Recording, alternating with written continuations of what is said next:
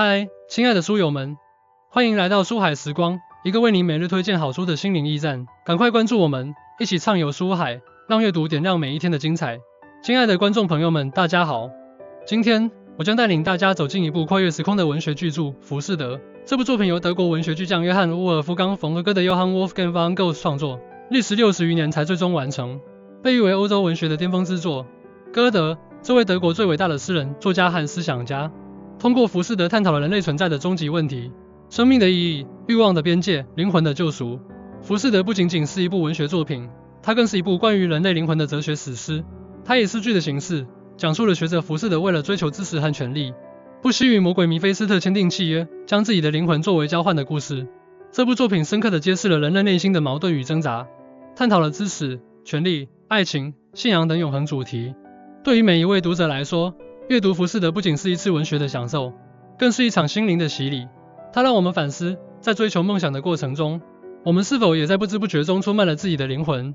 在开始深入探讨《浮士德》的核心理念之前，我想先问大家一个问题：如果有机会让你实现所有的梦想，但代价是你的灵魂，你愿意吗？这个问题看似简单，却直指我们内心最深处的欲望与恐惧。历史上，许多名人都在这个问题上做出了自己的选择。比如，史蒂夫·乔布斯 （Steve Jobs） 曾说过：“你的时间有限，所以不要为别人而活。”这句话看似与浮士德的主题无关，但实际上，它揭示了现代人面对欲望与自我认知时的困境。我们是否也在追求成功的道路上迷失了自我？浮士德的追求与契约，知识的代价。浮士德的故事开始于一位年迈的学者，他对自己一生的学术成就感到失望，认为自己并没有真正理解世界的本质。为了追求更深的知识和更强大的力量，他与魔鬼弥菲斯特签订了一份契约。弥菲斯特将满足浮士德的一切愿望，但当浮士德感到满足的那一刻，他的灵魂将归魔鬼所有。歌德通过浮士德的追求，探讨了人类对知识的渴望以及这种渴望可能带来的危险。浮士德的契约象征着人类在追求知识与权力时，往往容易忽视道德与伦理的界限。这种追求本身并没有错，但当它变成一种盲目的欲望时，就可能带来毁灭性的后果。在现实生活中，我们每个人都在某种程度上与魔鬼签订了契约。为了获得成功，我们可能会牺牲健康、家庭或个人幸福。阅读浮士德让我们意识到，追求知识与成功固然重要，但更重要的是保持内心的平衡与道德的底线。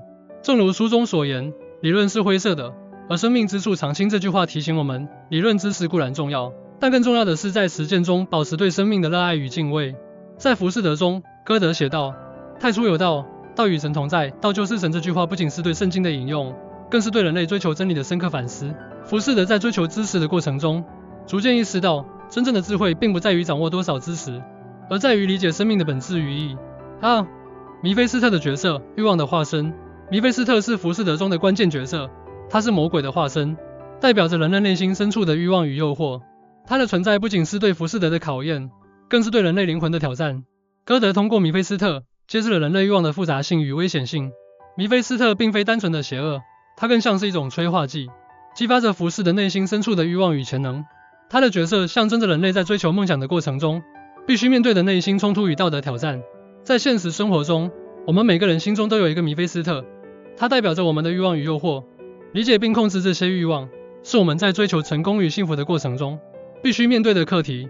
阅读浮士德让我们学会识别内心的弥菲斯特，并与之对话，从而在追求梦想的道路上保持清醒与理智。弥菲斯特在剧中说道：“我是永远否定的精神。”这句话揭示了欲望的本质，它总是以否定现有秩序与价值的形式出现。通过理解这句话，我们能够更好地识别内心的欲望，并学会在追求梦想的过程中保持对现有价值的尊重与珍惜。浮士德的救赎，灵魂的觉醒。